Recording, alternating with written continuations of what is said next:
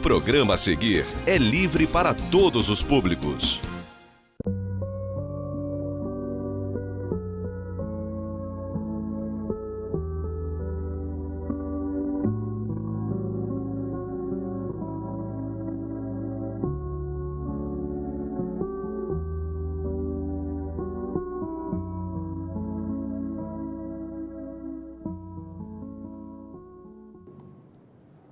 Olá, meus irmãos, sejam muito bem-vindos.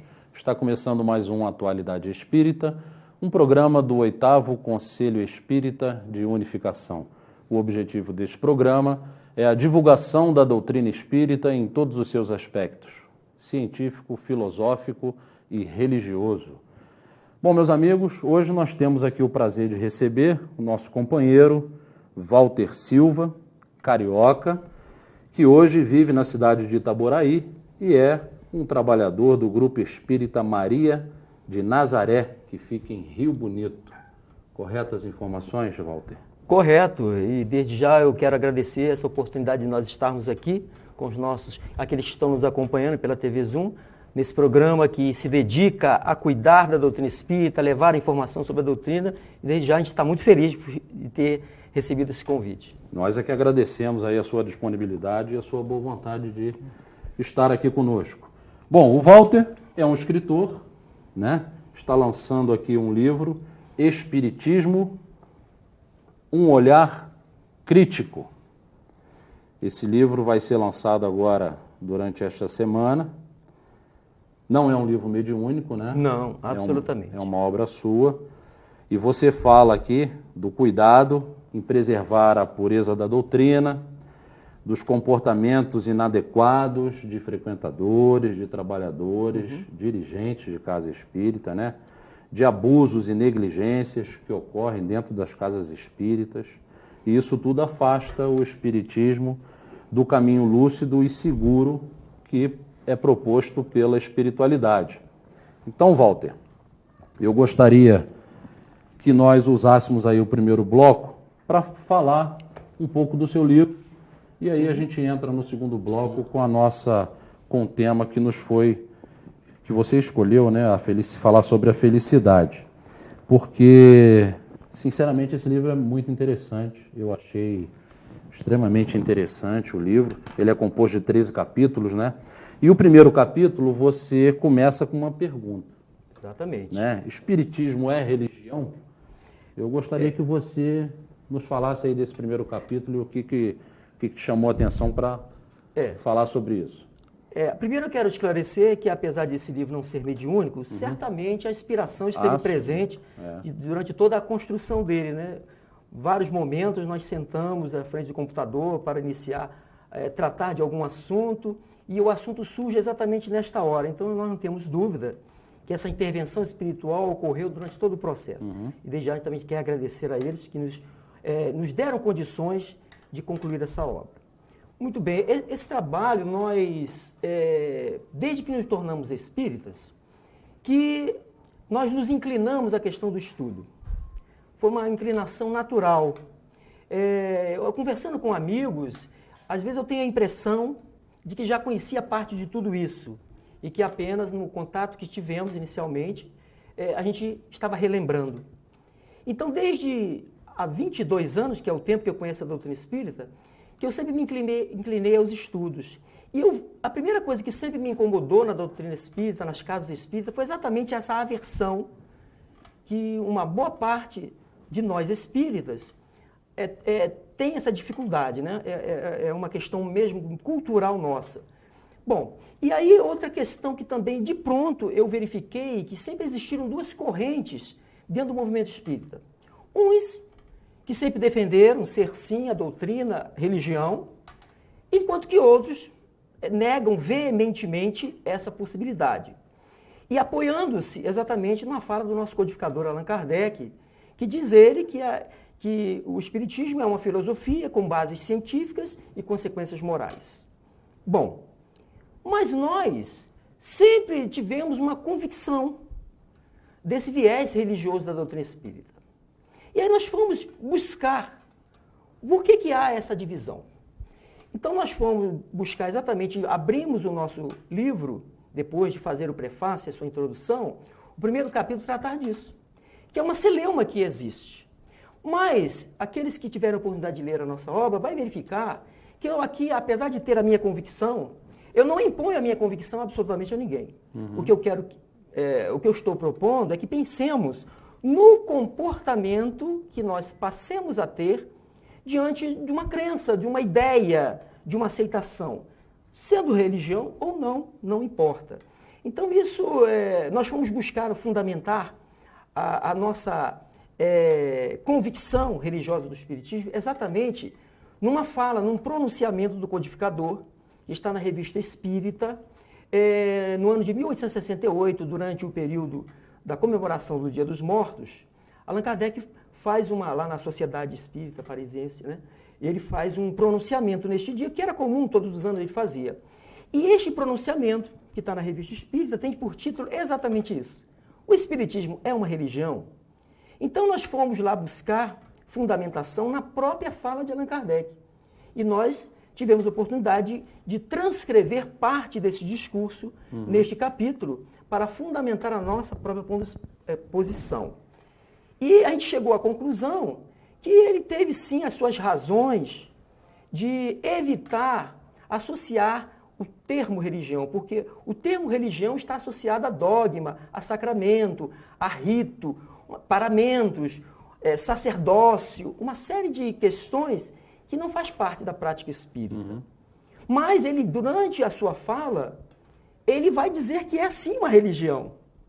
Então eu, nesse capítulo, após eu transcrever parte do seu discurso, nós colocamos algumas argumentações agora nossa, as razões que nos levaram a concluir que é sim uma religião. Religião no sentido de nos propor um estudo da verdade. Porque, veja, o Espiritismo trata de Deus, da imortalidade, da prática do bem, da reforma moral. Quer dizer, todos esses conceitos que estão presentes de forma recorrente em todas as religiões.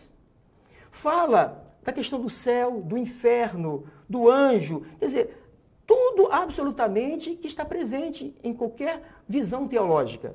Então, para nós, isso só já seria suficiente. Então, nós fazemos uma crítica, uma avaliação no comportamento das pessoas, em razão, muitas dessas, em não achar, porque não é uma religião, que elas podem fazer de tudo na casa espírita. E o grande problema que eu vejo disso é a falta do visão do sagrado da casa espírita. Então, para nós, a casa espírita é um templo sagrado, onde nós devemos nos relacionar com a casa espírita de igual forma, de forma sagrada, nos comportando de acordo com o ambiente sagrado que ali está instituído pela presença dos espíritos superiores. Perfeito. Respondido. Bom, e aí você, no segundo capítulo, você fala sobre o centro espírita, no terceiro você fala sobre a unificação, né? No quarto capítulo sobre a união. No quinto capítulo, você fala sobre os trabalhadores da casa espírita, né? E como aqui em cima, no prefácio, na introdução do livro, você diz que existem muitos problemas, né, dentro da casa espírita, né? As pessoas muitas vezes abusam, são negligentes.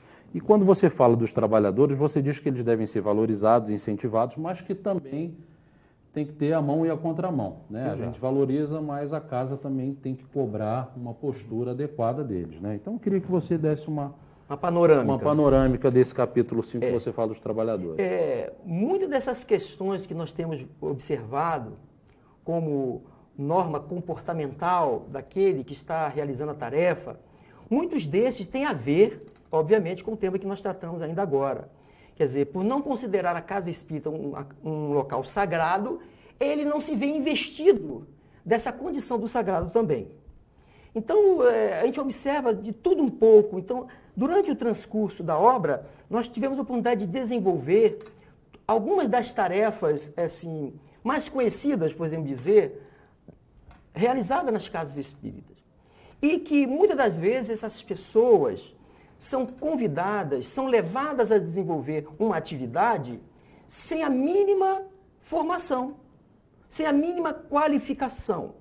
Então, o que a gente observa é que, muitas das vezes, não é o trabalhador que é o culpado, e sim aquele que teria a responsabilidade de qualificá-lo, de melhor aparelhá-lo, para que ele pudesse desempenhar suas funções com qualidade. A gente observa que ainda há muitos companheiros entre nós que estão muito preocupados com a quantidade. E em nome dessa quantidade, de um resultado, nós estamos deixando a desejar no quesito qualidade. E o Espírito de Verdade nos concita exatamente a isso, a essa instrução. Espírita amai-vos, espírita instruí-vos. Então a instrução, o conhecimento é fundamental para que a gente venha realizar uma atividade genuinamente espírita, né? Então, pela falta dessa qualificação, nós temos visto de tudo um pouco. De tudo um pouco.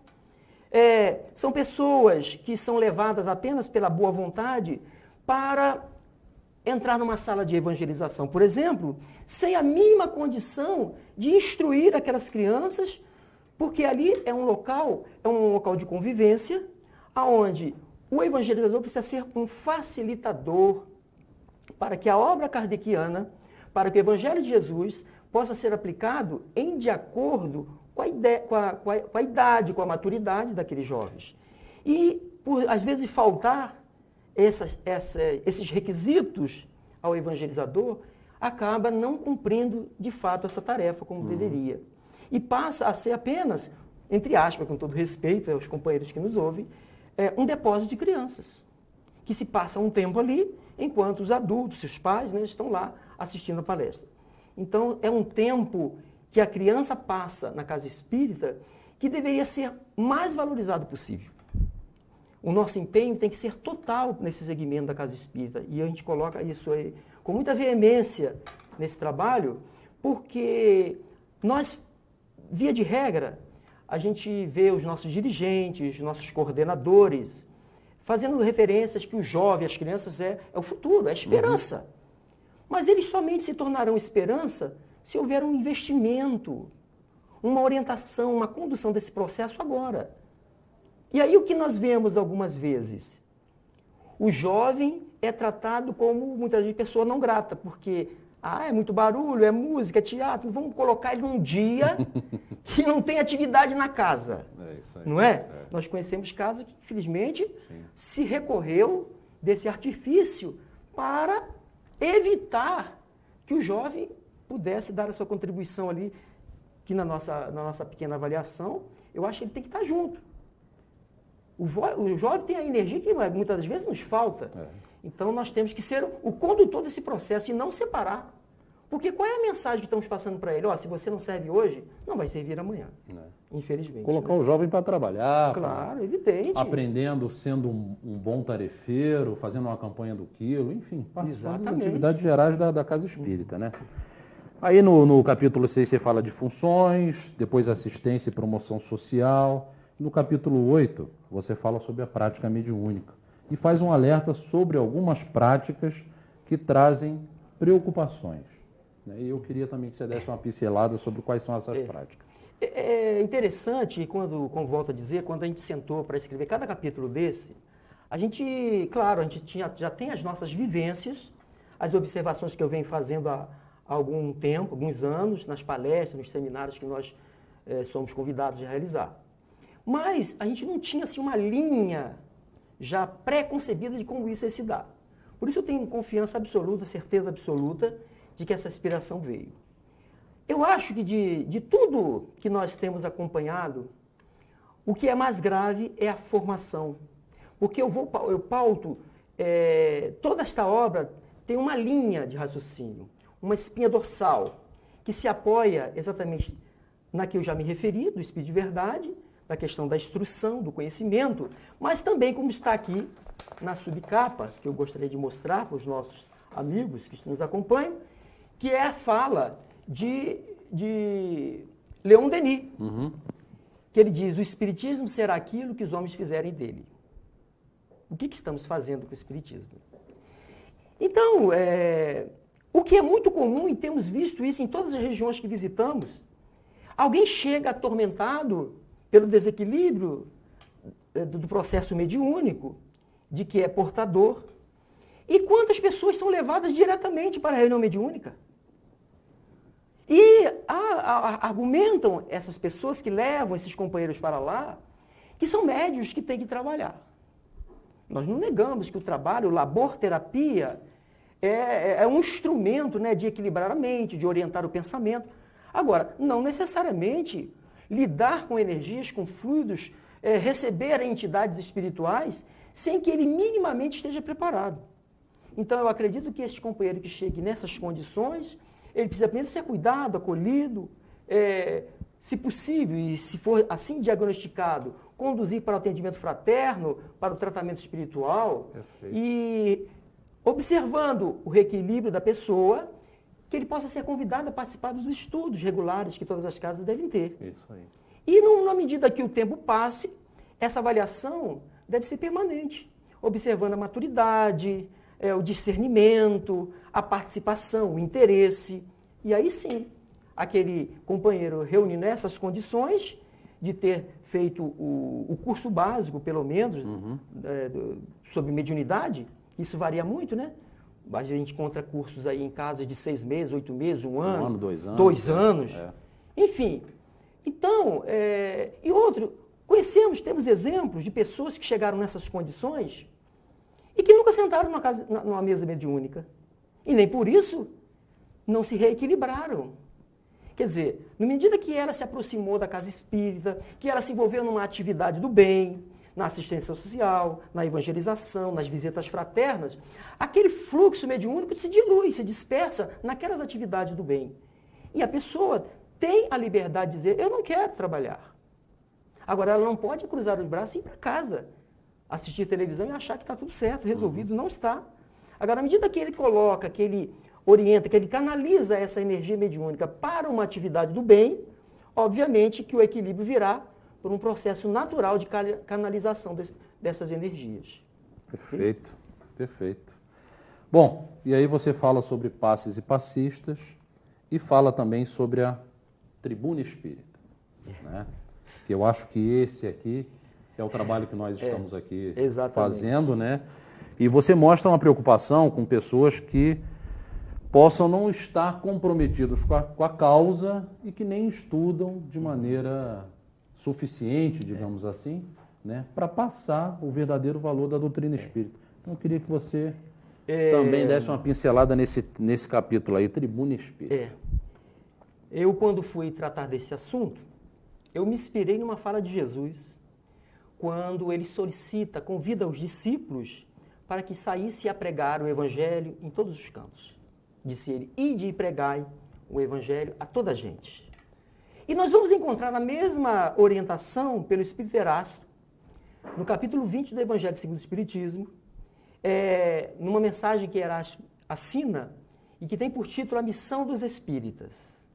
E ele fala exatamente, reproduz esta fala de Jesus, como orientando a nós espíritas, ir e pregar a lei da reencarnação, a lei da caridade, enfim, ampliando a visão do Evangelho na medida que a gente coloque isso em ação. A caridade nada mais é do que o Evangelho em ação, do que o amor em ação. Bom, partindo desse princípio, a tribuna é um local sagrado. Não é um local para aventureiros. E às vezes nós nos deparamos com pessoas, ainda assim, investidas de boa vontade, mas sem nenhum critério para desenvolver o tema.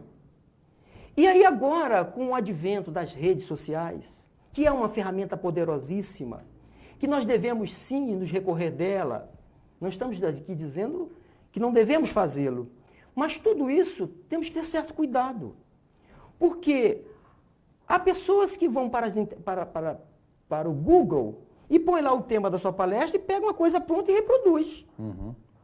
Artigos, falas. Então, isso está se tornando uma prática comum e perigosa. Porque, por diversas vezes, e como eu sempre tive esse olhar crítico, quando na tribuna é citada uma obra, é citada uma fala, alguma coisa que eu não consegui ainda ler ou ouvir, eu anoto e vou buscar. E muitas vezes, aquilo que foi dito na tribuna e atribuído a Emmanuel, a Joana, a Chico, você não encontra em lugar nenhum. Absolutamente em lugar nenhum. Então, nós temos visto essa questão, né?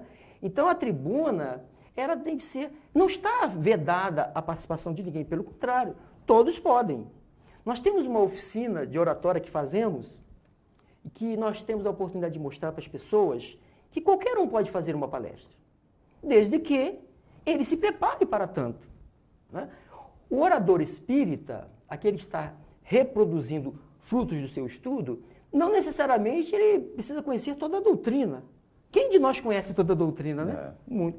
Eu desconheço quem conheça, mas se ele se propõe a desenvolver um determinado tema, ele tem que saber, desenvolver este tema. Até porque, e eu falo sobre isso, quando nós assumimos uma responsabilidade de falar em nome da doutrina espírita, em falar em nome do Evangelho, em nome da verdade, uma expectativa cai sobre nós. Os mentores da casa levam espíritos necessitados de ouvir aquela temática para participar conosco dos estudos. Então, às vezes, eu sou atraído para ouvir determinada palestra em razão do tema. Porque eu não me pego muito pelo nome, não, tá? Uhum. Mas o tema me chama muita atenção às vezes. E quando chego lá, a pessoa faz uma palestra eloquente, maravilhosa, mas não fala absolutamente nada do tema. Fala de tudo, menos daquilo que foi proposto. Então, isso cria uma certa dificuldade para não só a plateia, que está ali de encarnados, mas, sobretudo, para os espíritos que foram atraídos e são necessitados de ouvir sobre esse tema. Então, nós temos visto de tudo. Eu posso dizer, da nossa experiência, lá no Maria de Nazaré, quando nós estamos lá há 16 anos, e lá nós, quando chegamos, só eu e o fundador fazia palestras. Nós dois. Qualquer emergência, qualquer falta, ou era eu ou era ele. Depois ele desencarnou, ficou só eu. Eu falei, não vou dar conta. Vamos ter que investir em qualificação. E aí hoje nós temos lá aproximadamente 15 oradores. Entre estes, jovens que fazem palestra. Claro, nós orientamos, nós verificamos o conteúdo, auxiliamos na pesquisa. Nós temos que ser facilitadores do processo, até que eles venham a adquirir a maturidade, a confiança, a leveza e a naturalidade para estar à frente de um público. E isso nós temos conseguido, graças a Deus, dar essa contribuição.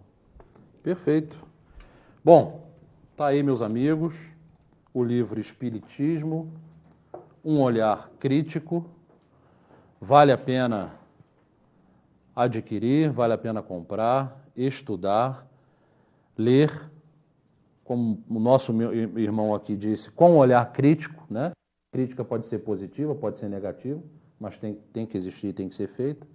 Até porque nenhuma pretensão nossa de dizer a última palavra, por favor. Sim. É apenas a liberdade que tomei de expor o nosso ponto de vista em relação a esses temas. E um alerta, né? Um alerta, exatamente. Eu achei importantíssimo a gente fazer essa introdução e falar sobre o seu livro, porque eu gostei realmente dos assuntos que você trata. Bom, meus amigos, nós vamos fazer aí um pequeno intervalo e voltamos já já com o tema Felicidade com o nosso irmão Walter Silva.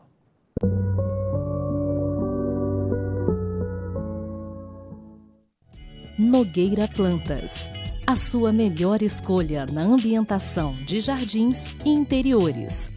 O que você procura para dar aquele toque especial nos mais diversos ambientes ou simplesmente presentear quem ama. Ligue ou venha nos visitar. Nogueira Plantas, Rua Dom João VI, 475 no Cônego, 2528-3030.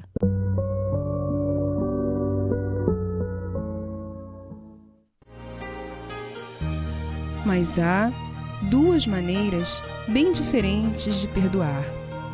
Há o perdão dos lábios e o perdão do coração. Perdoa, pois, com o teu coração. Bom, meus irmãos, voltamos com o nosso irmão Walter Silva e agora nós vamos entrar aqui no tema felicidade. Bom, Walter, É possível ser feliz na Terra? Essa é a grande busca de todos nós, né? E é como está aí mesmo, né? É uma pergunta, não é uma afirmação. Porque quando nós desenvolvemos esse tema, a gente vai buscar elementos para que as pessoas pensem se realmente é possível. E a primeira questão que a gente levanta sempre ao abordar essa temática é as condições de mundo que vivemos. Dentro da classificação de mundos que Kardec orientou nas obras básicas, a Terra ainda é, sim, um mundo de expiações e provas. Onde a grande maioria, de forma quase que absoluta, dos espíritos que aqui se reencarnam exatamente para dar conta de uma série de necessidades, reparações. Então, obviamente, que a vida na Terra foi nos dada para expiar, ou seja, reparar problemas, já que a visão reencarnacionista nos propõe essa metodologia na justiça de Deus, que o perdão de Deus se dá exatamente dentro desse processo, né, de oportunizar a todos nós, os seus filhos, condições de resgate.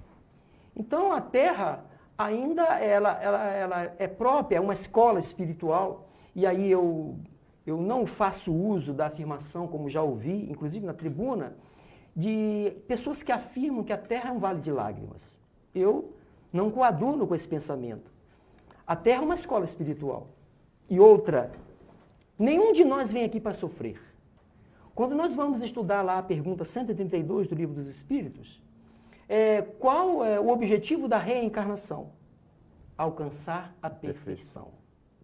E na medida que ele se melhora, ele também dá a sua cota à obra de Deus, a cocriação. E desenvolvendo as nossas habilidades, a nossa inteligência, evidente. Então, nós estamos aqui não é para sofrer, nós estamos aqui para crescer, evoluir, progredir. Então, essa pergunta, ela precisa ser pesquisada nas obras espíritas. Em vários momentos do Livro dos Espíritos, nós vamos encontrar as razões.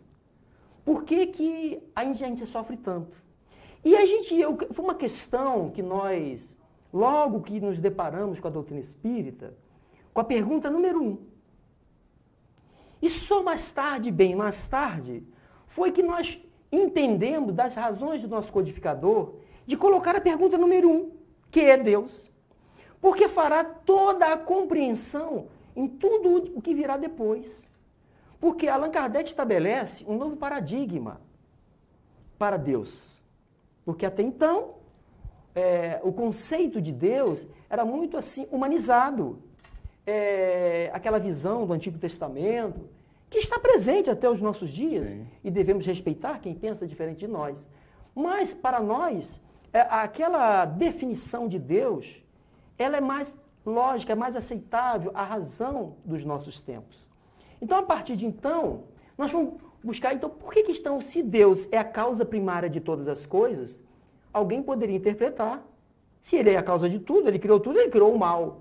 Mas dentro do desenvolvimento da obra de Allan Kardec, em vários momentos nós vamos verificar que não é isso. E a primeira questão, que fica muito clara, aonde nos esclarece de forma muito objetiva, é a pergunta 614 do Livro dos Espíritos.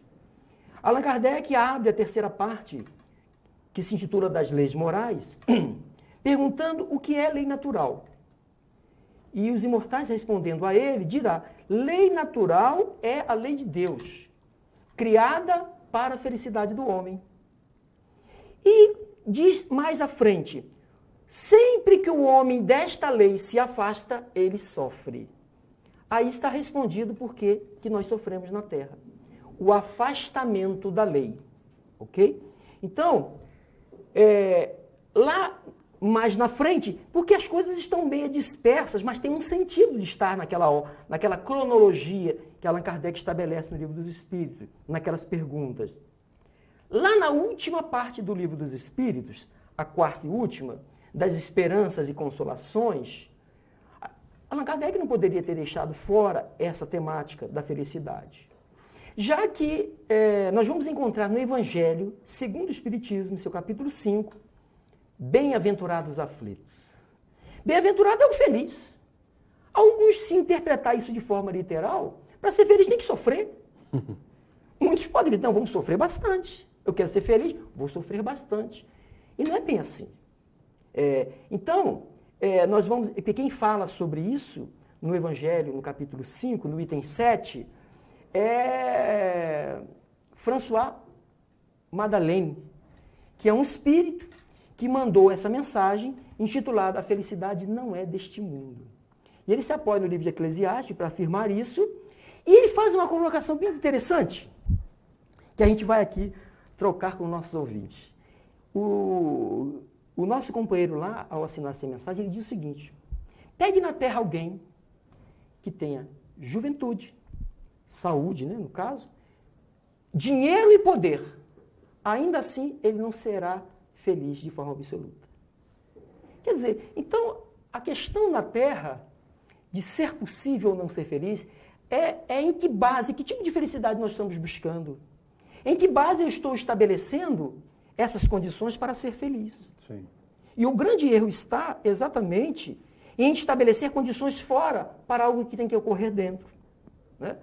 O Estado é um Estado interno, que não pode depender de absolutamente nada que esteja fora. Porque o que está fora eu não tenho controle, mas o que está dentro eu tenho. Então, só para fechar o nosso raciocínio, lá na última parte do livro dos Espíritos, das esperanças e consolações, a pergunta 920 a 921 trata exatamente dessa questão. Allan Kardec pergunta se na Terra é possível ter uma felicidade absoluta. E tanto na 920 quanto na 921, que trata da mesma questão, os Espíritos dizem que sim, é possível você ter uma felicidade... Não, a felicidade absoluta dizem que não. Mas a relativa é possível. Relativa, sim. Que só depende de nós fazermos todos os esforços para atenuar os males da nossa vida. Depende de nós. E fala pequenos esforços, não fala muita coisa, pequenos. E na pergunta 921, concluindo a mesma questão, eles dizem ainda que, cumprindo a lei de Deus, o homem evitará muitos males. Está muito claro para nós que a Terra, ainda que seja um mundo onde as dores, a enfermidade, as dificuldades ainda é o comum de nós encontrarmos, que faz parte do nosso cotidiano, mas nós podemos estabelecer uma condição interna de paz, de serenidade, de compreensão, de resignação, para que você possa, que essas intercorrências te causem maiores danos. Ora, conhecemos pessoas distintas, separadas, que não se conhecem, que passam exatamente pela mesma situação.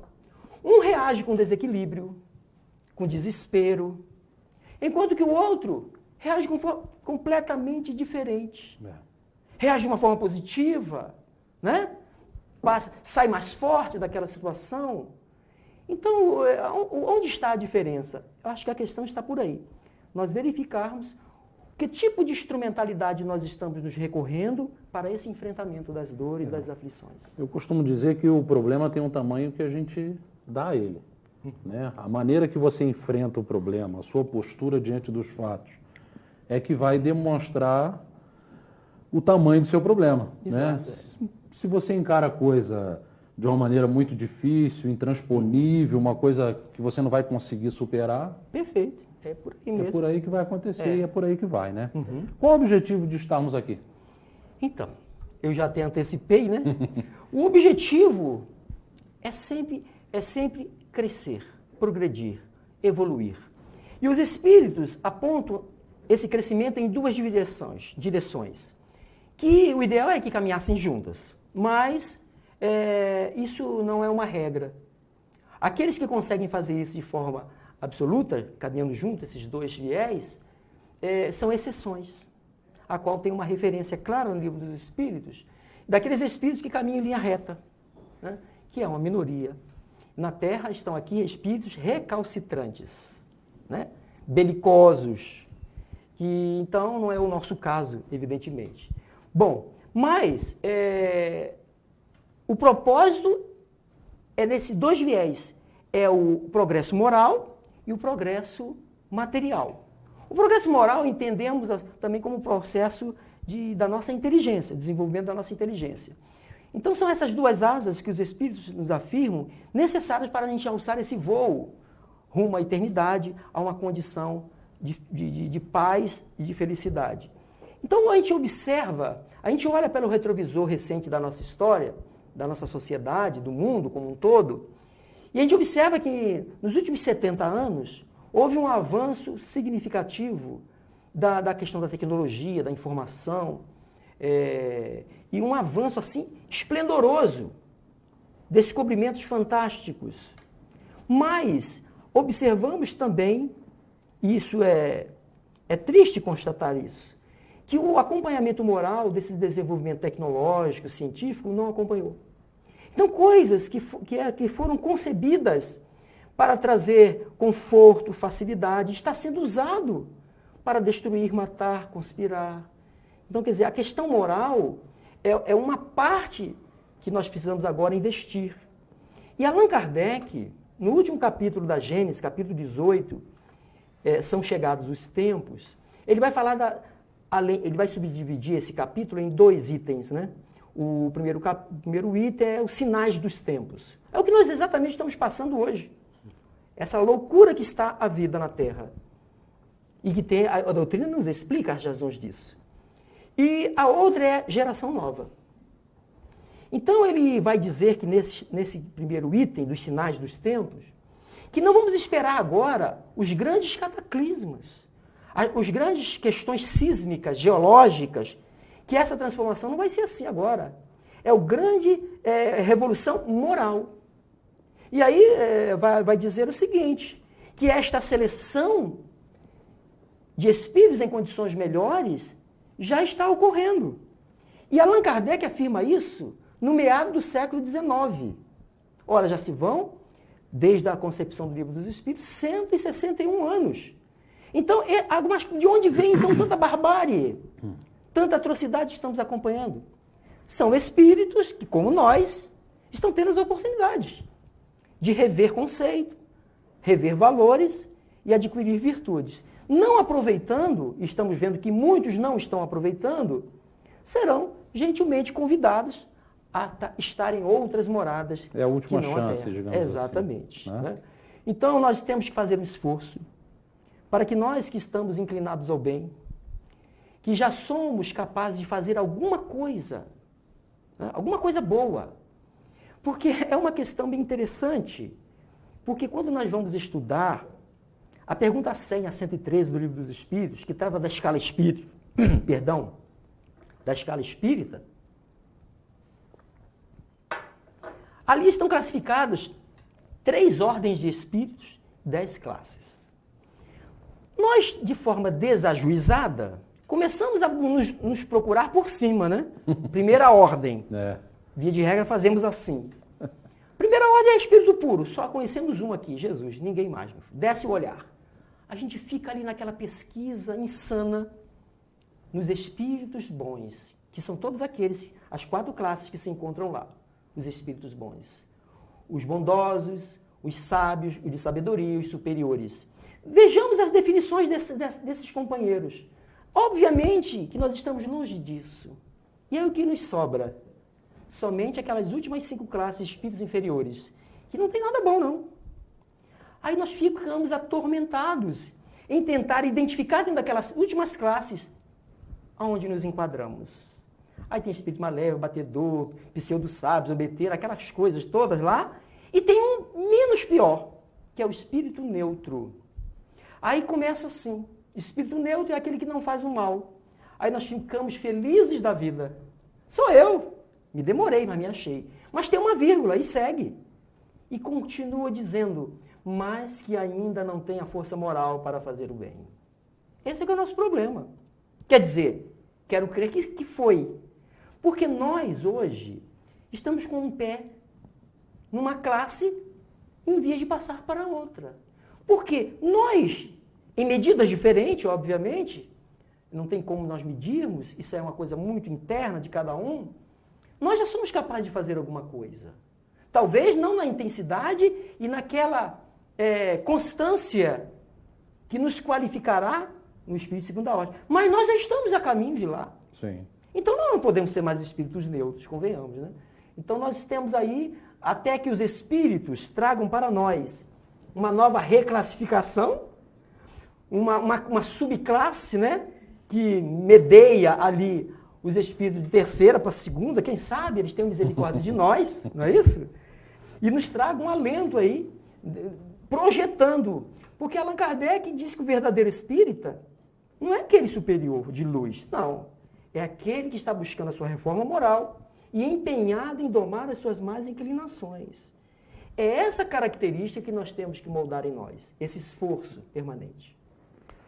Bom, o nosso tempo avança e eu queria te fazer a seguinte pergunta: será possível alcançar a felicidade, ainda que relativa? Você já tocou nessa questão do Livro dos Espíritos? Claro que foi. Nós estamos falando de um Deus de misericórdia, de amor, de um Jesus que nos ama, de uma doutrina maravilhosa que nós temos a nosso favor. Isso não nos torna melhor absolutamente em relação a qualquer outro religioso, mas forçosamente tem que nos tornar diferentes.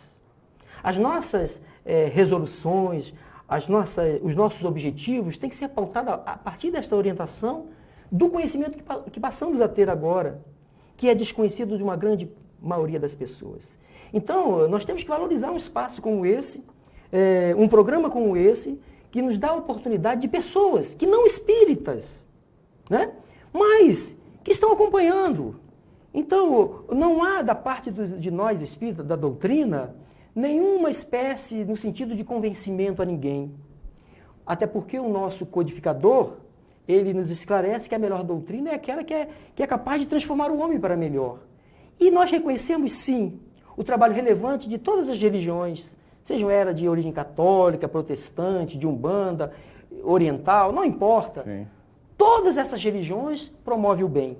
E nós, sob a ótica e as luzes dos espiritistas, nós temos aqui. Então, tem um capítulo do livro que eu falo e responde mais adequado, mas em razão do tempo, não nos será possível.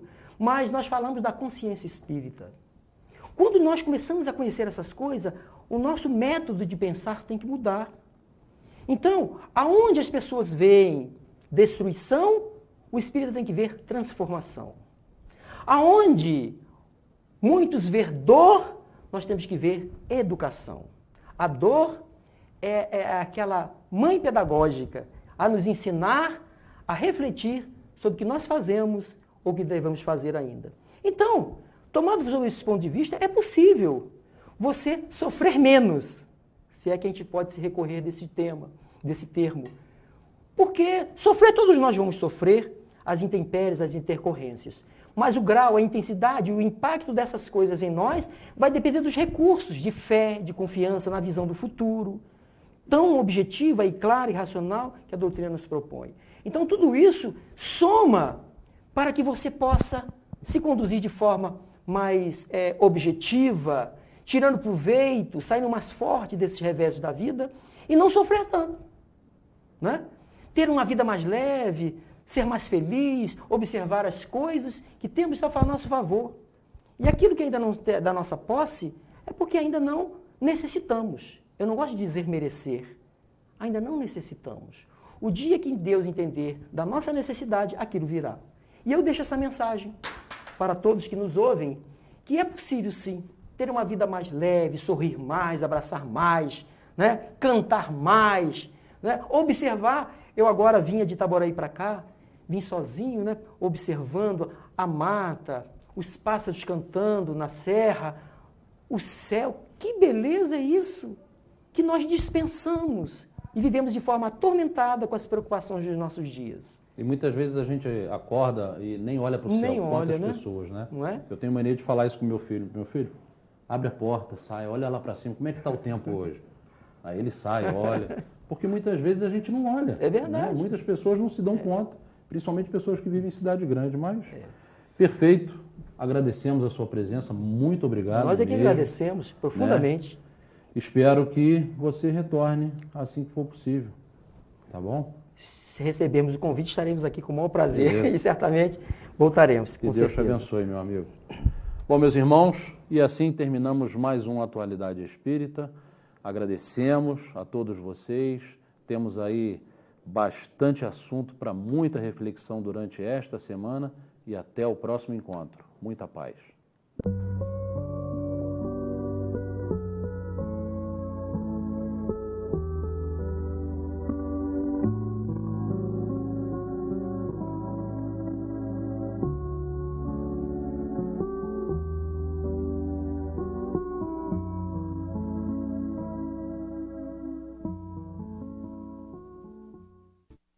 Este e outros programas você assiste no aplicativo TV Zoom.